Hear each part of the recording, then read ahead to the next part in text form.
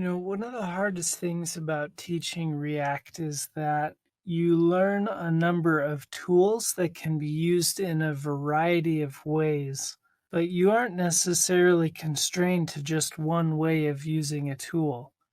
The other thing is React uses so much vanilla JavaScript that a lot of what you can do with React is done a number of different ways using just vanilla JavaScript.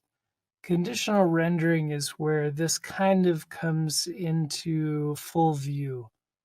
So I just wanted to start with that caveat before we get into this because I don't want anyone to think that the way I'm about to show you conditional rendering is the only way it can be done. I'm going to cover a number of use cases, but there's for sure going to be other ways to use it that are totally legitimate. So all I've done here is I've added a class-based component. It has state with a property called isLoading that is either true or false. This is something that's oftentimes used when you're making a call to an API, and in the meantime, you want something to show up. Perhaps that call to the API will take 3 or 4 seconds, and you don't want the user to think that your website has crashed. And so you'll maintain something in state that says, hold on just a second, we're loading right now, and conditional rendering will be used to actually display something on the screen that tells the user that you're currently loading something in the background. We'll talk about component did mount in a second, but now in the render, you'll see that we are rendering a component called conditional, which I'm importing up above. And I'm passing a prop to it called isLoading, which is the current version of state. And then over in conditional, we're going to be adding what gets displayed on the screen here for now. But before we get there, I want to be clear of what's happening with our component did mount. Remember that component did mount is a chance for us to run some code right after the component, our app component in this case, mounts on the screen for the very first time. Now what I'm doing here is kind of faking an API call. I've set a timeout which will wait 1.5 seconds before running the code that's in the function I provided. And what's happening in that function is I'm changing the state so that loading is false. Think of this as a fake way to pretend that we're making a call to an API that takes 1500 milliseconds or 1.5 seconds to come back with data, at which point we're saying we are no longer loading because we've finished loading the data from the API. And once we talk about using fetch to get data in a future lesson, we're actually going to be doing this for real, but I just wanted to make sure this wasn't confusing before we move on. And actually, this is a good time to talk about the lifecycle methods once again, because once set state changes isLoading to false, our component, our conditional component, is now receiving a different prop because it's receiving isLoading of true when it first loads, and then when state changes and isLoading is false, it's receiving a new prop. Or rather, it's receiving the same isLoading prop with a different value. And so what will happen is when the state changes, our render method will run again because something has changed, which means the conditional component will also re-render. Now, conditional is just a functional component, which means the function will just run again. And whatever we're returning from here could potentially change because props are going to be changing. When we get to the end of this lesson, I'll highly encourage you to play with it because this is a really important topic. Okay, so my conditional component is receiving a prop called isLoading. And before we get anywhere else, let's see if our set state is working. I'm going to fix the syntax error by actually having something render here. And I'm going to console log props.isLoading. Notice that, and I'll refresh this again, notice that immediately what happens is it shows up as true, and then 1500 milliseconds or 1.5 seconds later, it reconsole logs false.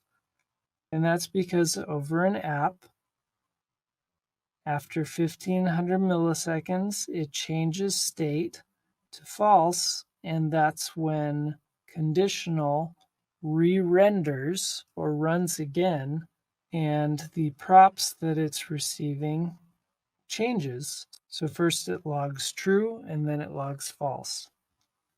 Well, let's talk about conditional rendering. Essentially, all that means is that I'm going to load something on the screen if a condition is true. In this case, instead of an H1 that says temp, what I might do is say if props.isLoading is true, then what I want this component to return is an H1 that says loading. But if props.isLoading is not true, or in other words, I can put that inside of an else, I want you to return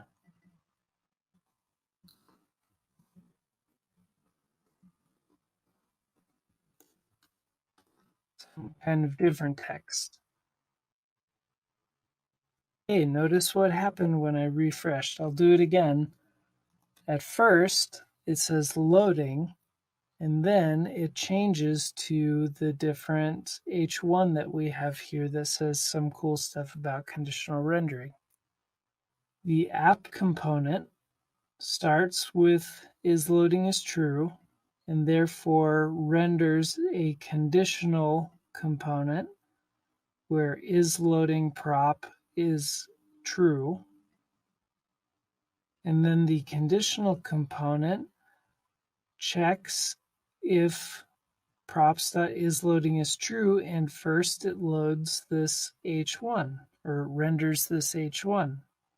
Then when props.isLoading changes to false because the state of the parent component changed to false, the conditional component that we have here runs once again, and it notices that props.isLoading is no longer true, and therefore what it returns is this H1 instead. Now this is just using plain JavaScript and if statements. One thing that I personally prefer, because I'm returning from my function in my if statement, is I don't actually need my else here. This will simplify my code a little bit. And this return will only run if my if statement did not evaluate to true, and therefore it's kind of an implied else. Well, this is a perfect time to talk about a common way to do this kind of if-else rendering using something called a ternary operator. If you're not familiar with ternaries, this is not even a new feature in ES6. This is something that's been around for a while. And it's very commonly used in React applications when it comes to conditional rendering. Essentially, the way it works is you provide a condition and then a question mark. And you provide a statement if it's true, followed by a colon, and then a statement if it's false. In our case, our condition is props.isLoading equal to true. And then I like to read it like an English sentence with a question mark. Props.isLoading is true. If so, then I want this h1. Otherwise, this is what my colon means, I want this h1.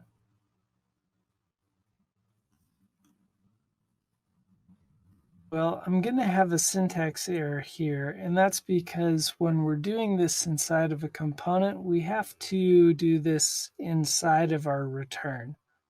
So I'm going to delete what we have here. I'll delete my comment. I'll add a return. Put this inside of my return. Now, technically this works. If I refresh, you'll see it shows loading and then some cool stuff about conditional rendering. But this looks really strange to me, and it's because we're not immediately returning a parent JSX element, which we usually want to do. So I'm going to wrap this whole thing in a div.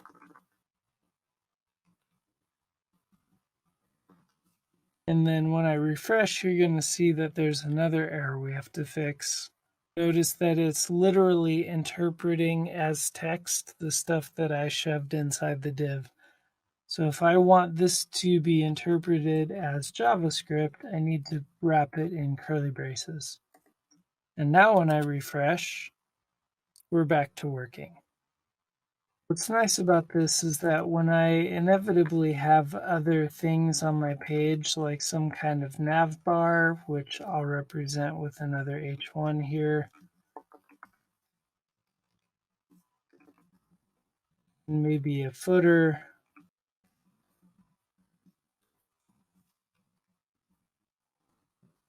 I can still be rendering conditionally parts of my page.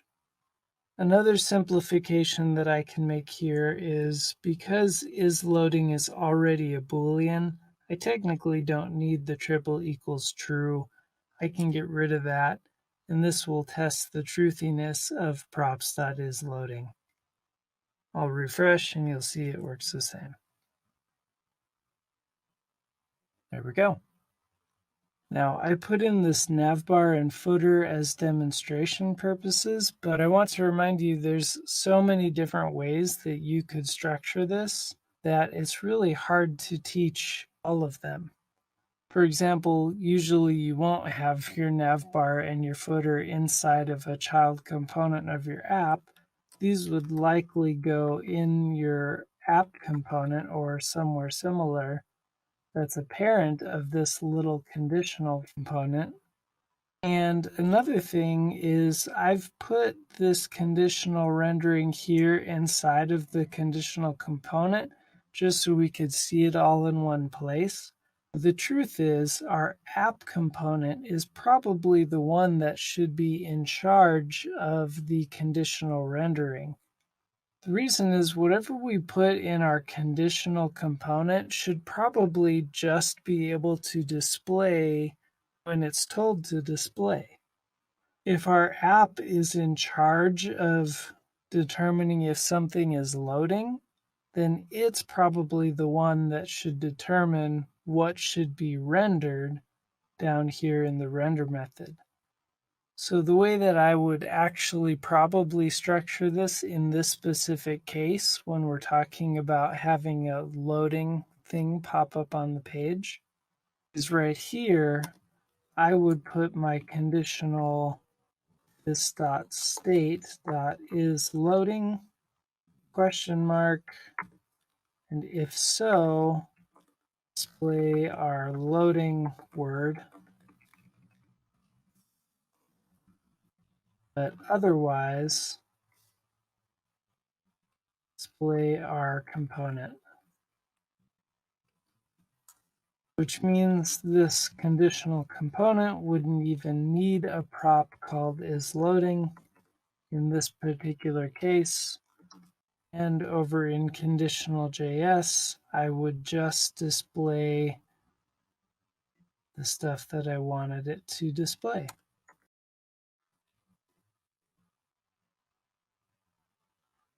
And we see that it's still working this way. Obviously, the navbar and the footer are gone. But the point is, this function should only really know what to do when it's supposed to display. And our app component, being the one that's maintaining whether something is loading or not, can determine in its render method what should display here. In part 2 of conditional rendering, we're going to see some other ways that this can work. Before doing that, I'd really encourage you, especially since this is the first time we're using component did mount in a real way, to play with this code. Spend some time playing with the different ways we've already talked about here with conditional rendering.